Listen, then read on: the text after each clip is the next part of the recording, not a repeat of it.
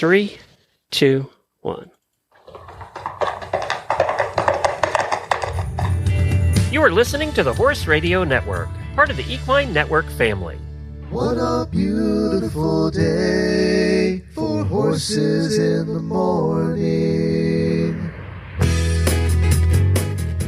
You are listening to the #1 horse podcast in the world. Here is your entertaining look at the horse world and the people in it.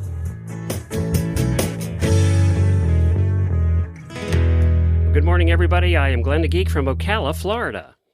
And I'm Mary Kitzmiller from Kemp, Texas, and you are listening to Horses in the Morning on the Horse Radio Network for January 2nd, 2025, episode 3596. Today's show is brought to you by Chewy. Happy New Year, Horse World. What is your favorite day of the week? You never stop learning. You never stop understanding. It's more in depth than just riding a horse. Knowing that for the rest of my life I could work on this and I'll never stop learning. Well, Happy New Year, everybody. And no, I'm not Coach Jen. She's actually outside with the farriers doing all three of the horses this morning. And I had a choice, hold the horses for the farrier and get in trouble for letting him not do it right, or talk to Mary. So I chose talk to Mary because I thought that sounded like more fun. So Mary, thanks for letting me join you today. It's been a long time. I know. It's crazy. Yeah, I hope I'm more fun than holding horses for the farrier, but you never know. Jennifer loves that stuff. I could, I'm like, vets, farriers, they're all yours. You can have that. That's out of my horse husband list of requirements, I think. So my farrier's a bit of a gossip, so it's pretty good fun. I get the hot gossip around town. Aren't all farriers gossips, though? Isn't that true? They're just all that way? Yes, I think it is. But then everybody knows that. They're talking about you, too. Oh, no one has anything bad to say about me or anything to say. Yeah, I'm sure. They probably just talk about how pretty my hair is and Yeah.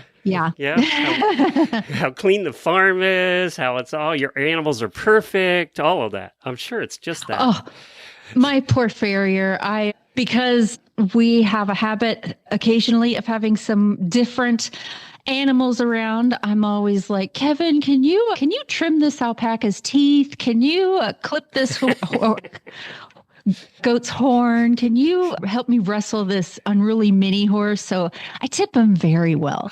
You would have to with your green acres you got going there. So I was trying to figure out, this is the 14th New Year's on this show. So since Jamie and I started the show, this is our 14th New Year's. I met you at Road to the Horse. Do you remember what year it was? It had to have been, so the very first year that I did the wild card deal was the one I showed up to pick up my horse was 2013. And then I competed in 2014. So we either met at that one in 2014 or the one the year after, because I then competed again in 2015. So this might be our 10th anniversary. Yeah, I'm not sure. I'm kind of thinking it was. I know I met you. We were broadcasting when you were competing the one year or both years. I don't remember. And then the following year, you came back and did the commentary with us. That was in 2016, I believe. So I met you in 2015. So it is 10 years. Yeah. Yay. Or almost. Yeah. Oh my God, it's 2025. This is.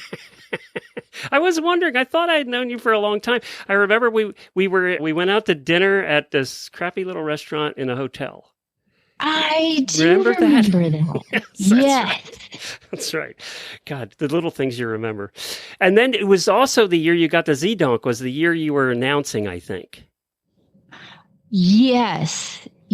Oh, well, maybe I think that was the second year I did the wild card because I had to bring two horses. All right, that's when we met then. Because we went out to dinner, and that was the year you got the Z-Donk, and we went down and saw the Z-Donk in the stall. I remember all of that. Yeah.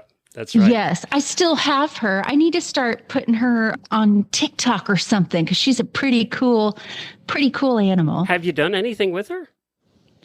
I've just pet her and loved on her. She actually really, really thrives with positive reinforcement training. The people who had her before me did a wonderful job with her, but she had a pretty troubled history before that. And one thing about long ears, is it's not uncommon to get one that has a habit of bolting. And when you have a horse that does it can be very serious. Yeah. When you have a horse that does it, it can be a very serious problem. When you have something with long ears, it can be a almost unfixable problem. So you take that and cross it with a wild animal, and she's very well behaved considering. But like when she was not supposed to be at Road to the Horse, I was supposed to go pick her up afterwards, and she did not have, they never got her Coggins done. I'm like, nah, I got to get Coggins on her. So they had to bring her to Lexington to get a rush Coggins. And I arranged a stall with her at Road to the Horse. I had to ask Tootie, like, hey, can I bring a Z-Dong to your fancy event? Yeah. I was that person. And so so I arranged a stall for her. She's going to stay with us before we headed back. And when the trailer pulled up, I told the owners, I said, okay, go ahead and pull over in this parking lot. We'll lead her in the back of this barn. And she got this look of utter terror on her face. She goes, we have to lead her into the barn all the way over there. I'm like, yeah. Now, mind you, when I bought this Z-Dong, she had pictures of her being ridden, of her wearing a costume tied to a trailer at some sort of event. I talked to her trainer. No one told me, and now I know to ask, no one told me that she can't always be contained. And so when they got her off the trailer, both she and her daughter led her together with a stud chain and 2 lead ropes. And I go, oh, so I looked at the owner. I said, has she ever gotten away from you before? And they're like, oh yeah. I'm like, okay. So didn't we tell you that in the ad? Yeah. And so if you're ever looking at a mule or a donkey or a zebra, make sure you ask specifically, does they have a bolting problem? Anyway. All that to say, she's lovely. But when I do any kind of traditional training, she gets really shut down and she just completely turns off. And she will attempt to bolt because she just immediately goes into that mode of, I don't want to be here. But if I do positive reinforcement training, she is loving it. She's like, yes, this is great. So she likes the interaction. She just doesn't want to be. Well, and what I've noticed studying, the behavior, exactly. Yeah. Well, and what I've noticed studying the behavior science behind the positive reinforcement is you can get what's often called poisoned cues. And so when anything reflects her past life, she turns off her brain. She immediately goes into either shutdown or survival mode. And so going in with the clicker can often rewire all those neural pathways and get them engaged again. So that's what we do. This is why our friend with the zebras always said, her too, why our friend with the zebras always says people that don't know about zebras or Z-Donks should not own zebras or Z-Donks and should not be breeding them. But that's a different story. Exactly. So now my brain's hurting a little bit to try and figure out, was Dad the zebra? Yes. Okay. And I believe he was just guessing on the way her stripes look. I think he was a Grevy zebra. Okay. I was going, was the mare? Was the dad? I couldn't remember. And then the mom was a donkey. And so as stripy animals go, she's really lovely. Zebras can get kind of scary. Like I know people buy them at horse auctions and do shows with them and everything, but based on the little that I've learned about them, I'm going to leave that to the pros. They can be a little scary. So she's the most zebra thing I'm going to ever own, and I love her. Well, I do want to ask you, Jamie and I have often talked on the show about how we don't do resolutions. We're not big on resolutions. I loosely, it's funny. I've been in business all these years, and I've been fairly successful at some of my businesses I've done, some not so much. But that's all without not being a really good goal setter. I am not a good goal setter.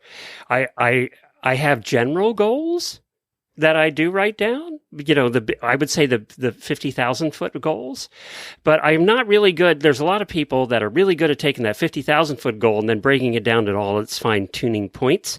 And I am not good at that. I am good at generally heading toward that goal and achieving it sometimes.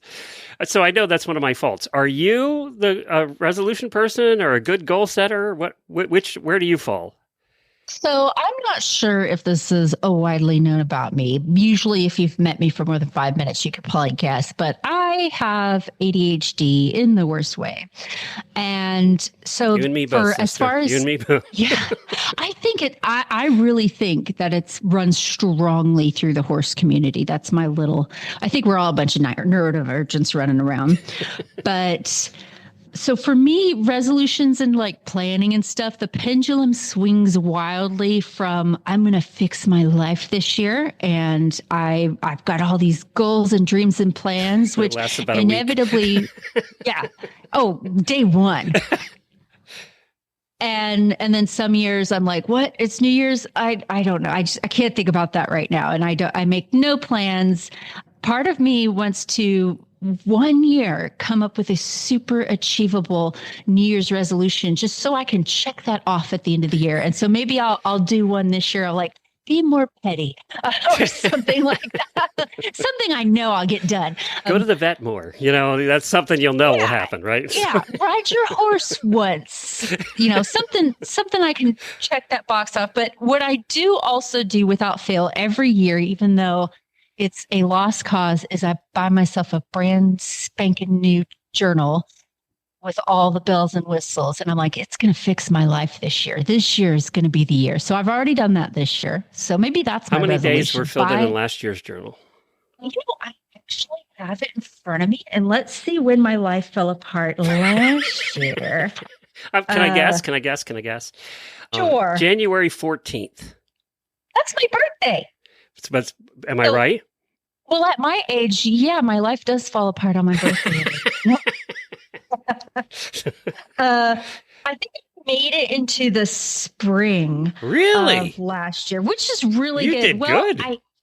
Yes. And then something happens. And so until I get my new journal, I've started journaling again. And I'm refilling in 2023's, picked up where I left off, because I did find finally a way to bullet journal that I could stick to. It's still hit or miss. It's more of the things you accomplished that day in bullet form rather than you're writing poetically about your life that day. I always think I'm going to be Jane Austen sitting at my writing desk, and I've got to get my thoughts down for posterity, and that never happens. I spend most of my time on TikTok, but yeah, I when I first started bullet journaling, you could go on YouTube and they will have these channels of these girls who are brilliant artists, and they have these beautiful journals and they draw things, and every month has a different theme. And so when I first started bullet journaling, I tried that. I remember in 2019, into my bullet journal process, I got as far as drawing 2019 in really pretty scroll handwriting, and that's all I wrote for the year. When you have the most beautiful, you're an artist. You probably could do very well at this. I could, except I have to have focus. Yeah, that's where I fall apart too. Everybody's wanted me to write a book in the podcast world for a long time because I am one of the OG podcasters. I've been doing this since 2006, and everybody's been bugging me to write a book. And it's like, but that requires a lot of effort. That's like a lot of effort and sitting down and writing things. And I'm not so good at that. So. I've had the same thing. People because I don't know if you can tell, but I like to go off on different tangents talking about things. And I've had a few people say, oh, you should write a book. And I've always blown it off because knowing I won't follow through. But someone, I don't think she's one of our auditors, but she does one of our auditor clinics, told me to, just like record your thoughts on your phone app and then hire someone whose job it is to take all of the jumbled mess that's in my brain and put it to paper. And I'm like, I could do that. I could just get my phone out anytime I think about something and put the notes down or record myself and then hand all of that to someone who can organize it in a way that I just will never have the commitment to do. So you might consider that. Yeah, that would last for a day or two. Then I'd forget to Oh, record and I'd be back to my work. You and I are so much alike. I asked you all these questions knowing I already knew the answer because we've known each other for so long. But we're a lot alike in many ways that way, especially with our attention span of a gnat. Yes. So I already knew that. Well, one other question though, do you have a general idea this year I'm going to compete in these competitions? You did a lot of competitions last year. Or is that more of a spur of the moment thing too? Actually, ever since I finally found an event and an association that I really like, for the last 3 or 4 years, I have been really on top of planning out my year, mainly because I'm trying to get points for the year with my Mustang Remy. So yeah, I do plan out the year ahead of time. Okay, and you do that with Remy. And do you think that planning is why you actually got it done last year? Yes. Well, and I do have a pretty intense competitive streak. The wonderful thing about this association, I'm going to stop you right there. Hey, listeners, that's an understatement of all understatements that you're going to hear today. Just a little bit competitive. Which, as little focus as she has with the mundane things like journaling, she is overly focused when it comes to competitiveness. Yes, and I also have a wild overestimation of my abilities. Don't we all? Exactly. I have lofty goals. Well, that's neat. I'm glad to hear that because I knew I was watching all your posts last year and I was like, wow, she is really competing a lot this year. So that a lot comes down to you found a group you like to compete with too. Yes. And the shows are all in Texas because it's a Texas-based organization. It's called Stock Horse at Texas. It's ranch classes and whatnot. And the other thing that I'm a little odd about is this is a quarter horse heavy event with really very well-bred cow horse reining type quarter horses. And I bring my fluffy, chubby Mustang.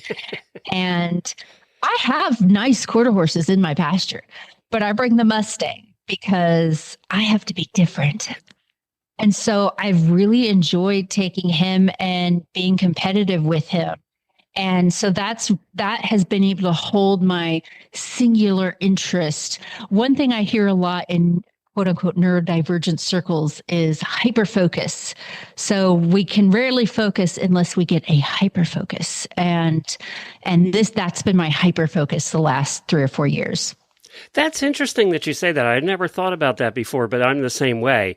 Well, I was the same way, I think, about Horse Radio Network, and that's why I succeeded, because I was hyper-focused on it.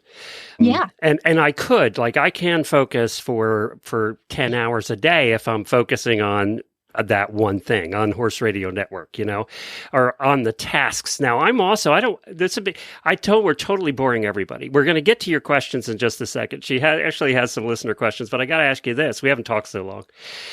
Do you find I'm a good multitasker, but I don't finish things when I'm multitasking. I can get it done to the point where I can, we can move on, but I don't finish it. To finish it, I have to do that hyper focus thing on that one task, finish it, and then move on. Yes. So yeah, I'm very much the same way. There are 2 conditions in which I thrive in really getting stuff done. And one is in chaotic emergency situations, I come in clutch. I am amazing. And so when things are down to the wire or it's some sort of emergency, I'm like, got it. And I can multitask all the millions of things to get it done. Working with horses, I'm very good when stuff explodes, like, oh, this colt bucked and I was not expecting him to buck. I can be in the moment and handle it. And the other one is I finally found after all these years that I do, like you said, have to narrow in and really be one track mind if I'm doing this task right now. So when my other business is doing artwork and making jewelry, and where I do the best, instead of flitting about and just kind of picking up whatever to get done, I'm like, no, today I'm soldering turquoise on these 50 pieces of jewelry. And I get my book on tape going and I'm like, I could do that for 12 hours in a row, except it's really hard. Oh, sorry. No, go ahead. It's really hard working in the shop with my mom, who I severely suspect also has ADHD, though she refuses to admit it. I think she does. Because, yeah, right. And so I'm trying to, narrow in on, I've got this order, I got to get these 50 pieces out today. And she's like, I know, we should start making underwater basket weaving classes or something like that. Or look at this thing I just saw on the internet. And I'm like, Mom, I cannot go away from this task, but we make it work. And this answers my next question to you, and I'll make this the last one and then we'll get on with the show. When you're hyper-focused like that, getting things done, it annoys me when I get any interruption at all, because I'm actually feel like I'm getting something done. You just answered that. That annoys you too. Because when you're hyper-focused, you realize how rare it is that you can actually focus on something for hours in a day and not be interrupted. And then when you get interrupted, it like throws you all off. So you just said that. You just answered that. It's so interesting when you meet other people like you. Auditors, tell us in the auditor room, are you the same way? Are you ADHD? We want to know if this is a thing in the horse world. And do you also have this hyper-focus thing? Talk to us. We want to know. I'd be curious about that, because I think you're right. And maybe it requires for my own studies. It's funny because also ADHD people tend to be, some of us are really good at multitasking because we are ADHD, right? So we're really good at multitasking because we can think about 10 different things at once and we can handle 10 different things at once. And I think that makes a good horse person too. So, there might be something to that. All right. This is going to be our next scientific paper, Mary and I talking about this. I'm excited. We'll get that done next year. I have a new hyper focus. Yeah, exactly. I'm already starting the auditor subgroup on Facebook for it. We have a brand new sponsor, and we're so excited about it. Chewy is your one-stop horse shop. From feed to supplements to supplies, medications, and more, delivered straight to your barn. With fast, free shipping on orders over $49 and the convenience of auto ship, you'll never have to worry about running out of the brands you trust and the products you need. You can count on Chewy to keep your barn stocked and your horse happy. Start shopping today at chewy.com/equine. That's chewy.com/equine.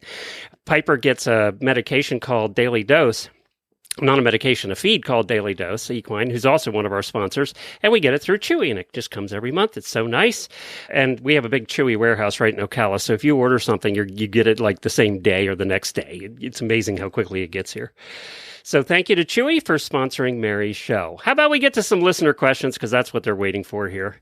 What do you want to tackle first? Okay, I will just go with the first question we have up from Aaron Grogan. And the question is concerning her 5-year-old mare. She grew up in a herd on a large acreage, currently lives outside 24/7. Run-ins are available. The problem is she is terrible in a stall, banging the door, pacing back and forth. She doesn't use a stall daily, but like with most horses, there's times where she's got to be in there for a vet farrier show. And she does have a buddy in the barn, plenty of hay. But yeah, once she gets in the stall, she kind of goes a little nutty, which is not uncommon. I was just going to say, I think we've all had a horse like this over our lifetimes. If you've had a lot of horses. Yes. Yeah. Is there fixing? Can you fix it? Absolutely. And actually, this brings up a really interesting subject I've been thinking about, which is, I think horse owners, we've evolved and become more educated on what is the best practice for your horse to, make their life the most fulfilled and enriched. And one of those things is turnout. And, if you have the luxury, being able to just have your horse out all the time in a herd is so, so good for them, which is how I've got barns and stalls, but they are empty during the day for the most part. And my horses are all in a herd setting on a pasture. I'm very lucky that way. So that's really great. However, if you are a typical horse owner, you might want to go to a show, or you want to get all your horses caught up for the farrier and put them in stalls, and they might have to wait a few hours till it's their turn to get done, or maybe the horse needs stall rest. There's just a million reasons why you may need your horse to be used to a stall. So I've learned with my horses, It takes a little bit of training, almost like crate training your dog, which I also believe is incredibly valuable for your dog's safety and well-being. So we have to work on it a little bit because I don't want to find out that my horse can't handle a stall when I've hauled him 8 hours away and put him in a stall at the fairgrounds and he's going nuts and getting, breaking a sweat and trying to call it because he's just so stressed out. So it's important to get them prepared. I think every horse is not required to be in a stall, but should know if I've got to keep you up for a couple of days, let's say my pasture fence went down or something like that you can safely be in a stall.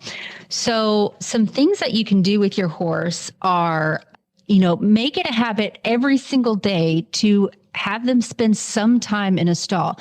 And you can also you can make it a positive experience. So maybe when you feed your horse breakfast or dinner, or, you can give them a snack or something, make it a habit, bring them off the pasture, put them in the stall, let them have a meal, and then turn them back out again. And just start there. So the horse starts looking forward to, oh boy, I get to go to my stall because that's where breakfast is.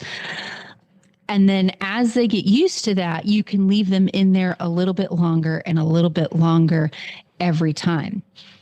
The other thing that I do with all my horses that I think also helps create good stall behavior is I teach all of my horses to tie, and I build up until they can tie as long as I need them to stay tied.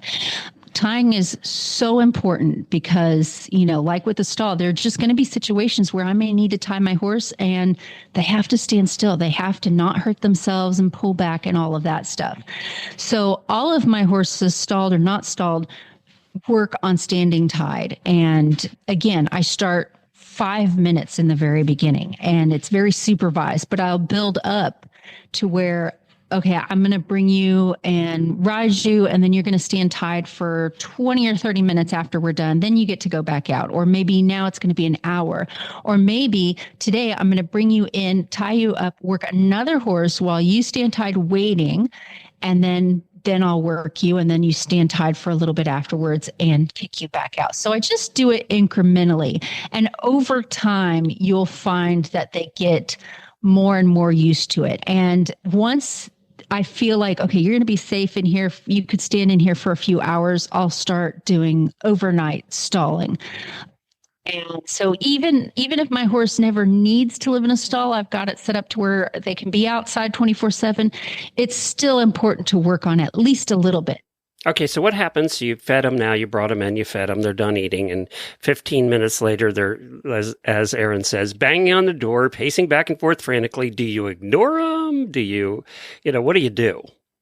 Yeah, that can be tricky. So I typically don't want to get them out when they're pawing because, of course, then they're going to learn, I paw, and then I get to go out. Yeah. But if they're like breaking a sweat, if they go into that kind of just full out panic zone, I will get them out. And what you might do then is you can get them out, take them for a little walk, do a little groundwork with them, and then try putting them back in. But again, if they're in full panic, I don't have a problem getting them out of that situation because they're past learning mode. So I try to set it up to where they're only stalled for the period of time within their little mental threshold that they can handle it. So making sure you provide plenty of hay and things in the stall and having a buddy like Erin is already doing is really important. And then just kind of having a good idea of what your horse can mentally handle. And it's the same with tying. I will let my horse figure out that they are contained within reason. So when I first start tying my babies, some of them are going to paw a little bit. Some of them might call out to their buddy. Some of them might kind of weave back and forth just a little bit. Within reason, I'll let them figure that out. But as a general rule, I am going to make sure that I keep those tying sessions short enough to where I don't end up in a situation where my horse is frothing with sweat, just panicking, and because it's just nothing good's going to come of that. So, get a good idea of how long you think they can handle, and then practice that a whole bunch until it's pretty easy. And then, move the goalpost back a little bit. Say, okay, you did good for 5 minutes. Now let's do 15 minutes. Now let's do 20 minutes, and so on and so forth. And you have to, the key to that one too is you have to be consistent. So if you're going to give them, if you're going to give them food in the stalls, it's not something you can do once a week. You're going to be doing it every time until they get used to the fact that food is in the stall. That's where the food is. I would make that my new daily habit. Yes. Yeah, I mean, and that's, that's not easy either if you're boarding or whatever. It's not, you're not doing the feeding a lot of times. So it's something that's going to take some effort, especially if you're boarding. It's going to be tougher for sure because you're not there. But yeah, there you go. Hey, we had something happen the other night. We're going to get to Claire's question and Kayla too. But we had something the other night that happened that it was New Year's Eve. Of course, we live in Redneck, Florida. So it's like Redneck, Texas, where you live. It sounded like World War III. Our horses are pretty good. And Jennifer has a new horse, James, the Kentucky Mountain Horse. And we thought he might be a problem because he's only 4. We didn't know what he knew about fireworks and, all what sounds like gunshots. And our horses, we lived on a farm for 8 years with a gun range on the farm. So they were used to loud noise. That wasn't a problem. So midnight comes on New Year's Eve. I'm in bed because I'm old. And I hear running outside. And I'm like, okay, it's got to be Jennifer's new horse, James. I get up, get the flashlight, go outside. It's my pony. It's my Hackney pony Scooter is just having a meltdown. And Nigel and James are just staring at him like, what is your problem? He is having a meltdown. Now, they're all in separate paddocks. And he was not stopping. I could tell. I can tell when he's just what you said there. He's just having a meltdown. And I thought, well, I'm just going to go out there and hang out with him. I'm not going to bring him in. I'm just going to go hang out with him because I bring him in, then I got to bring everybody in at midnight. And sure enough, I went out there. He came right up to me, and he was breathing harder than I've ever seen him breathe before. And I don't know what caused it this time that was different than the 100 other times he's been fine at fireworks. Isn't it so weird that sometimes there was just something that set him off, and I don't know what that something was. You can't fix what you don't know, right? And I don't know. It could have been somebody going by in the road. His paddock's near the road. It could have been anything. Could have been an animal going through at the time through his paddock. Who knows? But I actually stood with him for about 30 minutes, and he hung out with me. He stopped running and just stood there. And we just stood together for about 30 minutes until his breathing got back to normal and the World War III stopped. But yeah, it was something that never happened before, and I don't know what caused it. It was the weirdest thing. So you just never know. And Jennifer's new horse was fun. That's the fun of owning ponies. Especially Hackney ponies. They do have a mind of their own. All right, Claire says, talk about ring sour here is what we're talking about. I have a client horse who has deeply ingrained habit of balking when being ridden in the arena. She will stop, kick, and squeal and refuse to go forward. I believe it started because of forceful riding combined with poor saddle fit. I believe that's part of it for sure. I've worked with her for months, and she has gotten much better using positive reinforcement and redirecting her thought, but still has the idea that things aren't going to work out in the ring. She's apparently fine when she trail rides and when she lunges and things, but not so good in the ring. Obviously, ring sour. And we've all known horses that have gotten this way usually when what I call being overshowed, right? They're at their limit and they're done. So what do you got with that one? Yeah, unfortunately, that's not a terribly uncommon habit, especially if your arena's on the smaller side. After a while, they feel like they're boxed in and they do just start kind of developing this little sour attitude about them. But then some of them are getting bored, right? They're just bored. Yeah. They're just, I'm sick of doing the same pattern over and over and over again. Yeah. And then you take them out to the pasture and they're perfect. They love it. Their ears go up. They want to go forward and all of those wonderful things. So, and usually that is the indicator, like Claire is saying, where, okay, when I lunge, it's fine. When I'm riding out, it's fine. But when the arena, you have a totally different horse.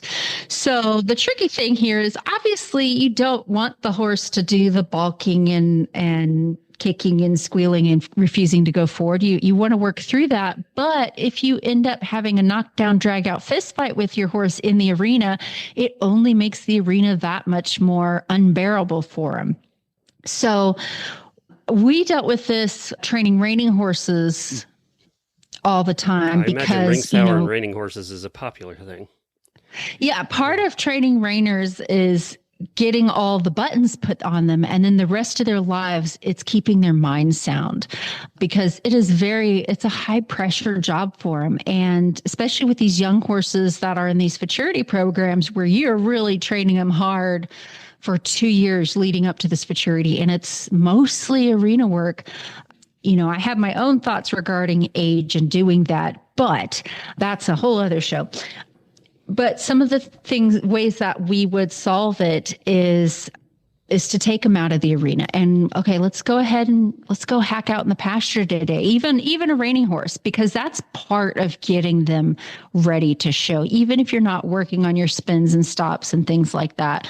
And it's actually something that a lot of young assistant trainers have to have drilled into their heads by their bosses, because we tend to get hyper focused on, I've got to get the horse ready. Our spins aren't that good and we need to work on this and this and this. And we drill on them too much. And after a while, it just starts to fall apart and you get some of this behavior like what Claire's experiencing.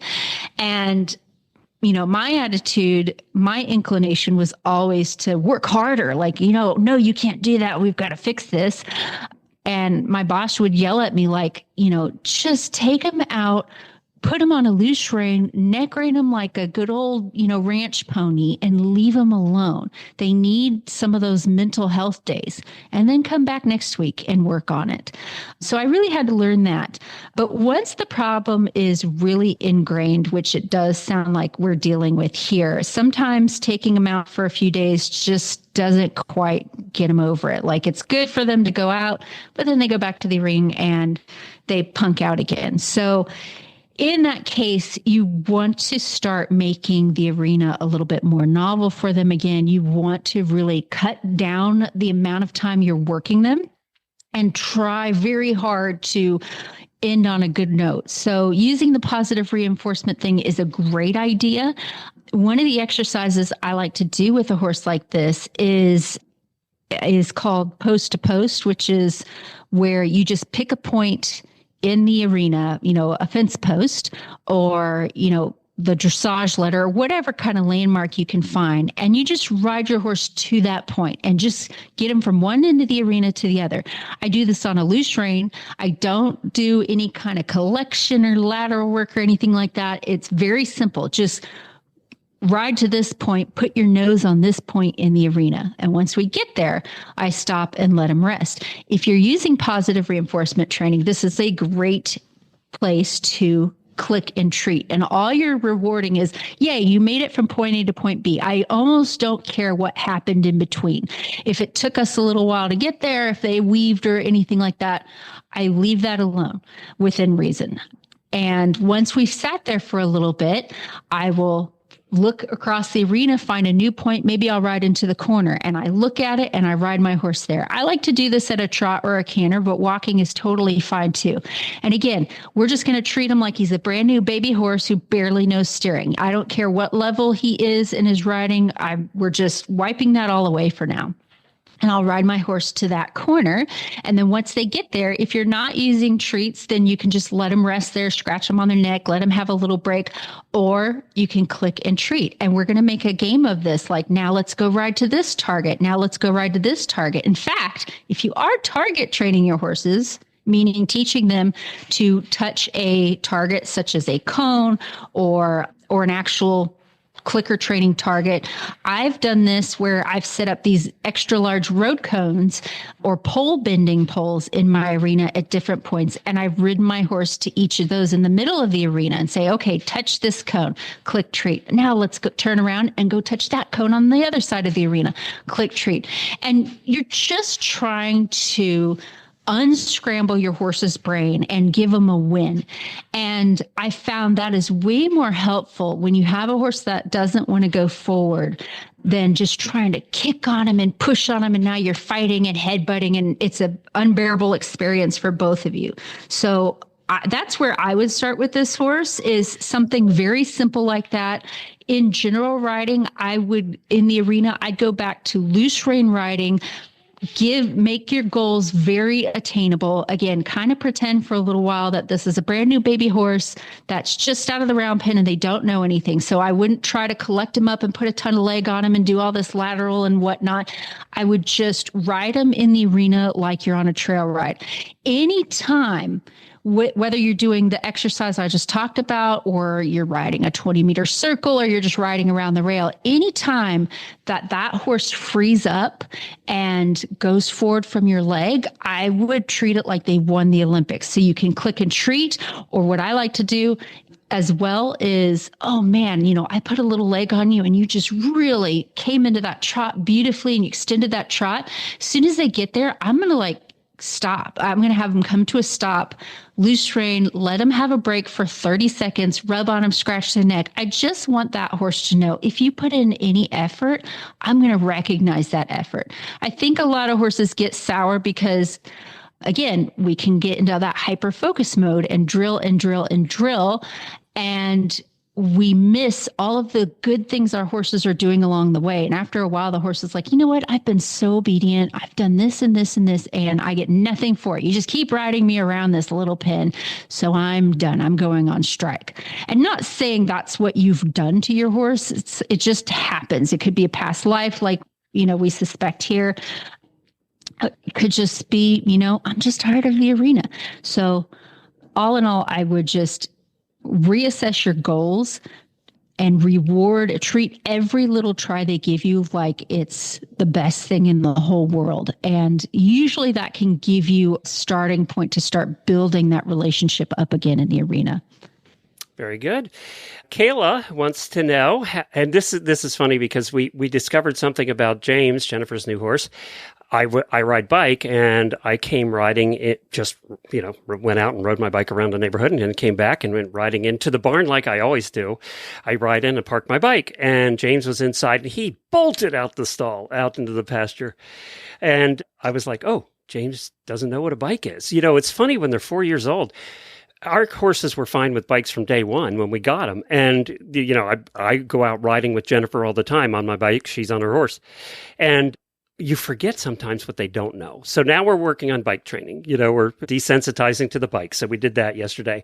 But Kayla kind of has a different one here. How can I introduce wearing a sheet to a young horse? Odin is very, very sensitive, but I would like to start putting him out in the rain sheet for inclement weather. Throw it on, turn him out, and watch the bucking. That's the horse husband way right there. Oh, I've seen that happen. Get your video camera out first, though. Yeah, Talk and then is a your wonderful sheet thing. will be. Yeah, your sheet will be 8 handkerchiefs by the end of the. I knew you'd have a better plan than mine, but I'm here to help. Sometimes, most of the time, you can get away with saying, "Okay, here's a sheet. Good luck." But it sounds like Kayla has a very good understanding of her horse's personality and understands that maybe this is something we should do a little training with. So for the most part, when I introduce a sheet to my young horses, I'll do a little desensitizing with it. I'll wad it up in a ball and rub them all over. And usually from there, I can throw on the sheet and they're like, oh, I'm wearing a sheet. But the reason I can get away with that is because often with these horses I'm doing this with, they have a strong history of groundwork. So I've done a lot of desensitizing with different things ahead of time. So when I start doing that with the blanket, the horse is like, oh, yeah, I got it. And they can fill in the dots and I can just throw the sheet on them and it's all good. But every once in a while, you'll get one that's extremely sensitive and that horse needs its hand held every step of the way. Or maybe it's a horse that hasn't had groundwork yet. So you can start with a sheet if you want. You can fold it into a smaller, more digestible, tinier object and work on starting to rub them everywhere with it. Or if you're like, even that's going to be a little iffy, work on other things to desensitize your horse with. So I'll use a flag, a horseman's flag oftentimes. So it's a little stick and it's got a little square piece of, sometimes it's a plastic bag, sometimes it's a little kind of crinkly type fabric. And so that's really small and easier to get your horse used to before you move on to something bigger like a sheet. So my crash course on desensitizing, if you've never done that, is one, I would have a decently long enough lead rope, at least 10 feet, 12 or 14 is even better. I would do the desensitizing in a safe area. So don't introduce a sheet to your horse for the first time in the barn aisle and your horse is in cross ties, because that is a recipe for disaster. take them somewhere that's got good fencing and good footing. So you could do it out in the pasture. You could do it in your arena. I like to do it in the middle of my arena, not close up next to a fence. Gives them plenty of room to move around, and I'm not going to get smushed if they slam me into a wall or anything like that. And when you're teaching your horse to accept new things, touching all over them, where you want to stand is about an arm's length away from them at their shoulder. You don't want to be directly in front of them, and you don't want to be too far behind that shoulder. So that's in an area that's relatively safe. You're usually out of the kick zone, and you're out of that zone. If they decide to run forward or they decide to strike out at the scary thing, you can usually avoid that. Now, where you hold your rope is going to be very important as well. So when our horses are pretty nervous, sometimes we want to choke up and really kind of have a death grip on that halter, because we don't want the bad things to happen. So we're like, you stand still, and we really have a hold on them. But that's just going to make the horse feel more trapped. So I want probably about, 8 to 10 inches away from the snap of my lead rope is where I'm going to hold that rope. So long enough that I have a nice loose hold on them. If they're standing still, they don't feel any pressure from me, but short enough that if all of a sudden my horse freaks out of nowhere, I'm not tangled up in 8 feet of rope and, in danger of the horse running past, getting the rope out of my hands, kicking me as they go by, all those fun things. So that's step one. Whatever I'm introducing to my horse, I'm going to do at my horse's kind of withers and back area first, because that's the least sensitive area of my horse's body as a general rule. You're away from the feet and the head and the eyes and the ears and the belly, where they tend to be more defensive. And I will begin by either moving that object around the withers and back area, or if I feel like they can handle it, I'll rub them on the withers and back area. So your horse may just stand still and accept it perfectly. Great. If they do, you can move on. If they don't, if they completely freak out, then that tells me, okay, I need to back off and make this even easier for them. But if they're just moving around like, oh, I don't know if I like this, what you want to try to do is continue to move the scary thing and continue to stay glued to their shoulder. So if the horse goes backwards, you walk forwards with them. If they run forward, what you're going to do with your lead rope hand is I'll give them like a little bump, or I'll turn their nose in my direction so that they can only go around me, yielding their hindquarters instead of just running flat off. So I just control what they do with their feet and try to get it to where if you're moving your feet, you're usually in a hindquarter yield, meaning your front end's relatively still and you're moving your hindquarters more than your forequarters. Because one, that's going to keep me safe. I can go in circles with that horse all day and not lose a hold of them or get in a dangerous area. And the horse has to work a little harder to move in that small circle. So after a while, he'll go, is this really worth freaking out about? I think I'm going to stand still. Once he stands still, I will usually continue moving or rubbing with the scary thing until he commits to really keeping those feet nice and still. So he stands still for 10 or 15 seconds, or he shows me a sign that he's relaxing. So that could be dropping his pole, taking a yawn, taking a deep breath, licking his lips, cocking a hind leg, any of those things. Once that happens, where the horse is going to stand still and be accepting of the scary thing, I take the scary thing away and let him know that's exactly the answer I wanted. So again, this is a crash course. I could do a whole hour on how to do this, but there's a lot of groundwork programs out there that has some version of this that I think it's very important for all horses, whether they have to wear sheets or not, to learn. And when you get in a habit of doing this with different objects, so usually the easiest thing I start with is my horse's own lead rope, because it's soft. It doesn't make a lot of noise. I'll toss that lead rope all over the horse, all over its body. Again, I start with the withers and back. The next body part I do is the hindquarters. The next body part I do is on the neck. And then I will do the hind legs, then the front legs. And then the last areas I'll desensitize a horse to scary things would be around their face and their belly, because those are really sensitive areas. And sometimes I can get this all done in one day. Sometimes it takes several days or weeks before, like with my Mustang, sometimes it takes a while before I can touch their legs with something. You just take it at the horse's pace. But once you get them in a habit of getting desensitized to all sorts of things, when you do move up to something bigger and scarier like a sheet or a tarp, for instance, they usually know the name of the game. Like, oh, okay, my owner does this to me all the time. I know what I'm supposed to do. To where if they're still a little nervous about it, it's very manageable. They don't just go into full-blown panic mode. Now, back to the sheet. Before I put a sheet on the horse, where you're committed, that thing is on him. And so whatever happens, happens at that point. So if I have one that's particularly sensitive, I want to make sure that I can move that sheet all around him. I can kind of flop it up and down, and he doesn't freak out. It can rub every single part of his body. It can go all over his legs. And again, I'll ball it up so it's easier for me to hold and it's smaller. I can rub them on their belly. I can rub them up on their face with it. And they're just standing there bored to tears. If they can handle that, they can usually handle wearing it. And you can even sling the sheet over their back like a saddle blanket and have them walk forward a few steps. Just be careful with that, because if the sheet falls off on the other side, you're in danger of them kind of running into you. So I keep it very controlled, and I always take the sheet away if it's way too scary or once they are standing still and accepting it. Very good. Well, Mary, thank you for doing that. We've run out of time here, believe it or not. So we have another question from Mary that we'll get to about hand walking and teaching a horse not to basically go past you or run you over while hand walking. But I think that's another 15, 20 minutes. So why don't we put that one first on next month? So Mary, we'll get to yours next month. Mary, it's been fun. It's been fun to do this with you again. It's been a long time.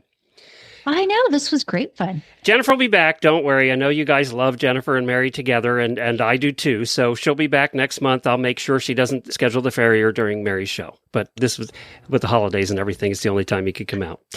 So, I'll try not to be offended. Mary, where can people find you? What's the best place? You can find me on Facebook, Mary Kitzmiller Horsemanship. I also have a website, marykitzmiller.com.